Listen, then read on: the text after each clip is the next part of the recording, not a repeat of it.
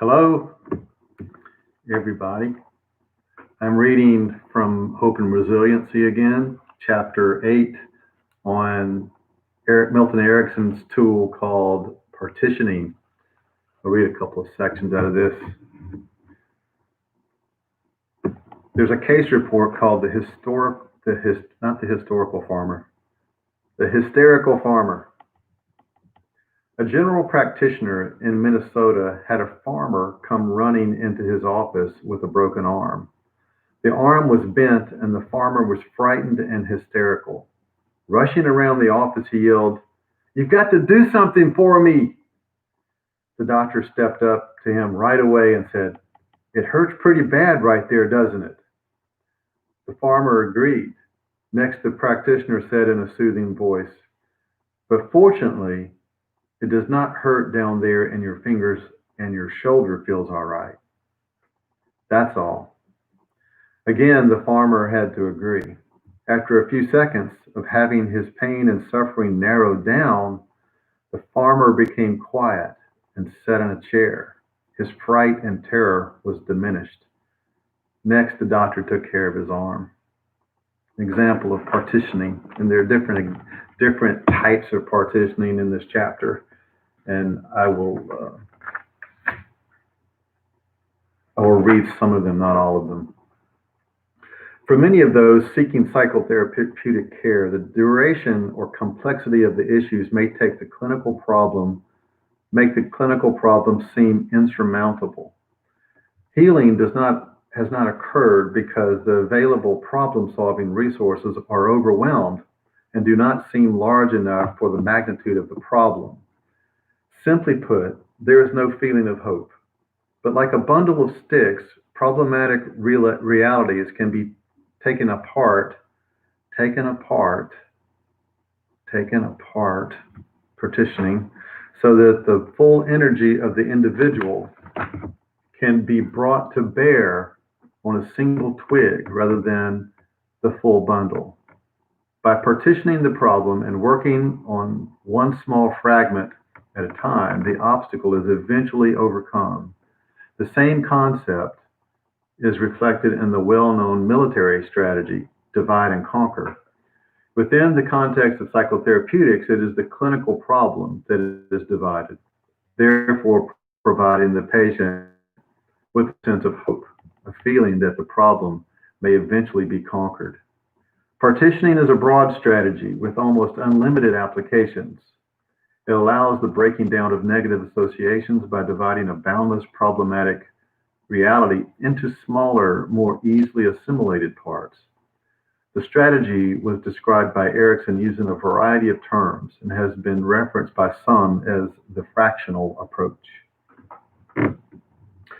Symptom definition. The moment that something is defined, it is no longer a fluid reality. It becomes a fragment broken off from all of its other potential manifestations.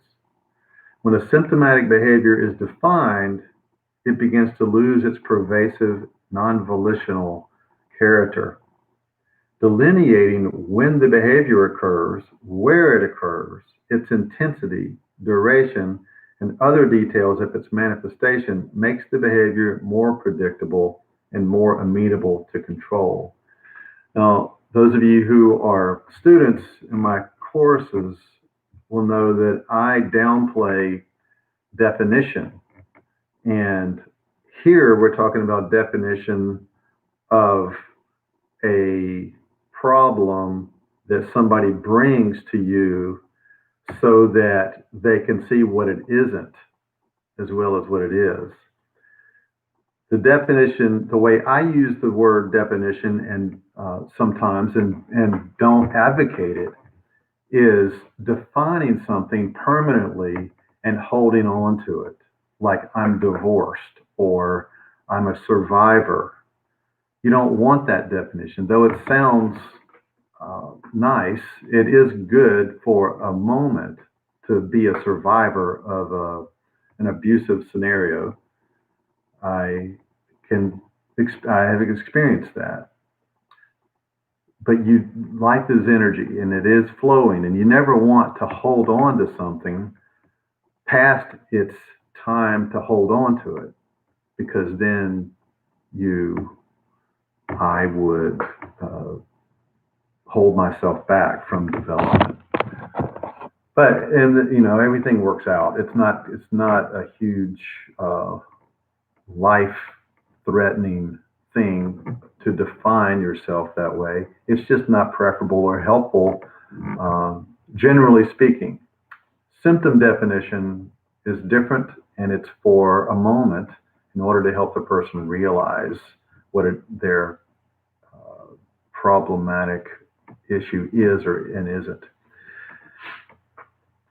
Makes the behavior more predictable and more amenable to control. So it gives the person agency and directorship over their lives to define it.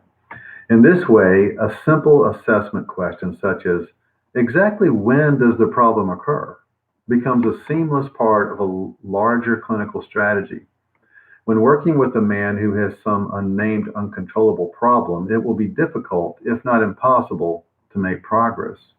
Once the problem is defined as sexual relations, it becomes a smaller part of his total life situation. It's not all consuming in his life. When further delineated as premature ejaculation, then the problem becomes a still smaller part of his life, or his life, not her life. Well, women ejaculate too. The question one might then wonder is, can this fragment be broken down any further? Erickson partitioned premature ejaculation one step further by having a man with similar circumstances explain exactly how many minutes he could engage in sex before ejaculating. This divided up the process. Sex as a whole was no longer the problem. Instead, it was a certain point during sex that was problematic. Erickson then dealt with the inevitability of the premature ejaculation by suggesting that he experienced partial ejaculation at the appointed time and saved the rest for a longer period of sex. Thus, even the ejaculation itself was partitioned out. This was something the man felt he could do, and as a result, his performance during sex improved substantially. In some cases, the patient is overwhelmed by the feeling of never being free from the symptom, especially if it is pain or intense distress. Under these circumstances, an innocuous question such as, how often does the problem occur, can provide surprising results. Sometimes there is an immediate change of facial expression as the patient starts to think about times when he or she is free of the symptom. This assessment question subtly begins the process of fragmenting the experience of symptomatic distress. The same technique has been thoroughly elaborated within the context of solution-focused therapy. That's from DeShazer, 1994. Solution-focused therapy. That was popular back in the 80s, I think. Using this approach, not that it's not still relevant, using this approach, the assessment is conducted as an intervention by identifying exceptions to the problem. The patient is then encouraged to elaborate on examples of when the problem behavior does not occur. The result is that the problem goes from being all-encompassing to something that represents only one portion of the patient's life experience. Partitioning.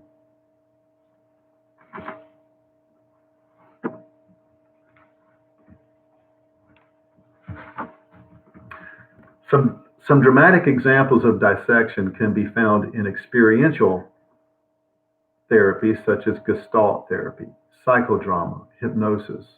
When a patient is asked to look at an empty chair and then talk to her mother sitting in the chair, a most definite division takes place as the person dissociates from the day-to-day experience of self-identity.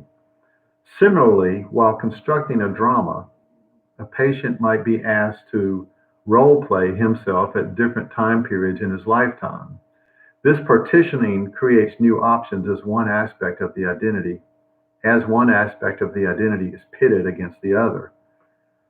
Each of these techniques might simultaneously alter all three spheres of general reality orientation within the context of a controlled therapeutic exercise.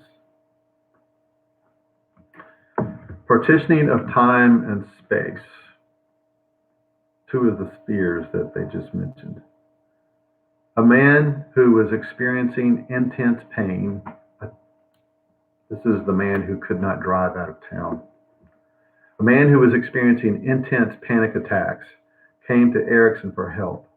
He was able to leave his house, but could drive only down certain streets. His phobic avoidances were continuing to increase as his ability to move about was steadily decreasing. Most of all, he was certain that he could not drive past the city limits without fainting behind the wheel of his car. Understanding these conditions, Erickson instructed the man to take his car out into the desert on a deserted street late in the night. At the city limit, he was to pull his car over and lie in the ditch next to the road. After a prescribed amount of time, he was to get back into his car, drive to the next telephone pole, stop, and again lie in the ditch. The man was told to wear one of his nice suits and was provided with a doctor's note that would be pinned to the lapel in case he was discovered by the police. He did as he was instructed, and after a while he grew tired of the ordeal, so he drove his car in a regular, unrestricted fashion to the next town. The trend in modern forms of therapy is to reject the idea that assessment and intervention must exist as two mutually exclusive events. Methods of assessment used in behavioral therapies and postmodern therapies are most often viewed as the beginning of intervention. A clear understanding of partitioning makes this point even more obvious, with questions such as, when is your problem felt most intensely? And where are you when the problem usually occurs? The process of assessment simultaneously acts as a therapeutic agent by breaking apart the size of the problem. Rather than being overwhelmed by the problem at all moments, the patient can recognize significant exceptions.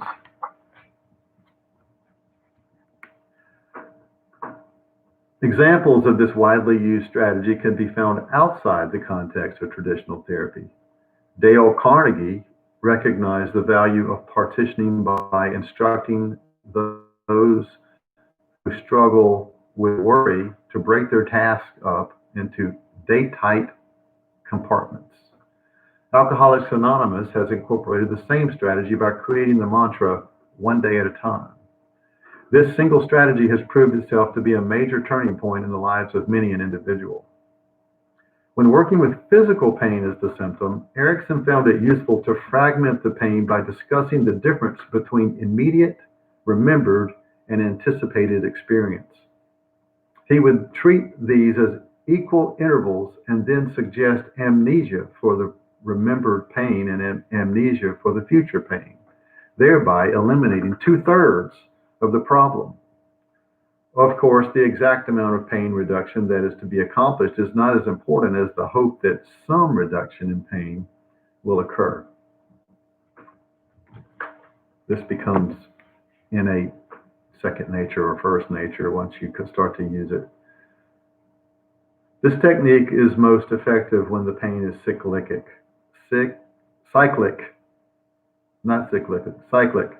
In one such case, a man was dying of cancer. His suffering was intolerable and came in the form of sharp, lacerating pain every 10 minutes, followed by dull, heavy, aching pain. When the lacerating pain came, the man cried out in an uncontrollable fashion. Erickson employed a number of procedures, such as hypnotic dissociation and distraction. You can enjoy watching that young nurse over there, a hallucinated nurse. However, his primary intervention was to break up the man's pain across time. Erickson explained to him that his memory of the pain was 1/3 of his pain. Anticipating the next occurrence of pain was another third. The third and final portion was the actual duration. Because narcotics had not been effective in abolishing the pain, Erickson told him it was asking a bit too much to expect hypnosis to abolish all of the pain. So the pain was reduced to one-third of its original size. The man still cried out in pain every so often, but he did not remember the experience of the pain, nor did he anticipate future pain. This method lends itself well to work with pain because the worst type of pain is that which is unending. When time is compartmentalized, resiliency is increased. Compartmentalized, partitioned. When time is compartmentalized, resiliency is increased. And if the pain does not seem that it will be unending, then hope is produced as well. When partitioning a person's reality orientation, Erickson would often work in three domains: person, place, and time. Simultaneously, in the case of Rebecca and her reaction to repeated attacks from a vicious dog, partitioning played a central role in the healing process. When commenting on this case, Erickson pointed out that, as often happens with traumatized individuals, Rebecca's need to avoid harm became overgeneralized and resulted in an intense fear of leaving the security of her house. Erickson began therapy by providing her with a good view of herself. He helped her laugh and feel unafraid. Time was then fragmented by his pointing out the difference between how awful and fearful she felt after the attack versus her feelings at the current moment. He then began the task of fragmenting space by pointing out that the current location she was happy. At the current location she was happy, and if she was at the property of the dog, she would be frightened. Similarly, she could be at any number of places and not be frightened, as long as the dog was not there. This she could agree to. Erickson then partitioned off the entity of the dog by describing his own harmless Basset. After she met and enjoyed petting Erickson's gentle dog, he pointed out that it was not every dog that frightened her. It was the great big aggressive dogs that frightened her. All of these statements were agreeable to Rebecca and therefore acceptable to a new reality orientation. The case at the beginning of the section, the man fearful of driving, illustrates Erickson's use of space as a means of fragmenting a problem that previously seemed insurmountable. It was the reality of unlimited space that was most overwhelming. So Erickson used telephone poles to create compartments outside the boundary of the city limits. After making it successfully from one telephone pole to another, the man was able to recognize that he could travel from city to city, which was simply a generalization of the strategy introduced by Erickson. A point that should not be missed is that he was all dressed up with no place to go. So he drove to Flagstaff. Unfortunately, we do not have any further information on what he did once he arrived. As mentioned throughout this chapter, partitioning is not a specific technique, but instead a strategy that underlies the form and function of a general approach to healing. Techniques are narrowly defined behavioral protocols that have limited application. Each technique works best with certain problems and certain personality types. However, strategies such as partitioning provide principles from which clinical judgment is derived and from which interventions are produced.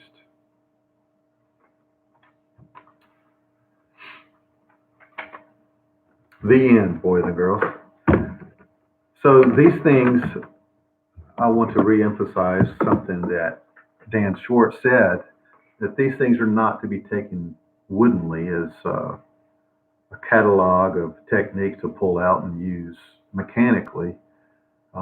They are to be absorbed, from my experience. The more I sit in material, I sort of sit with material and allow it to absorb and enjoy it and feel good about it and feel the nature of the descriptions, so that whenever I am in a session, with somebody, then the appropriate next step is offered to me from within. There is call it intuitive. You're drawing upon subconscious material that is helpful.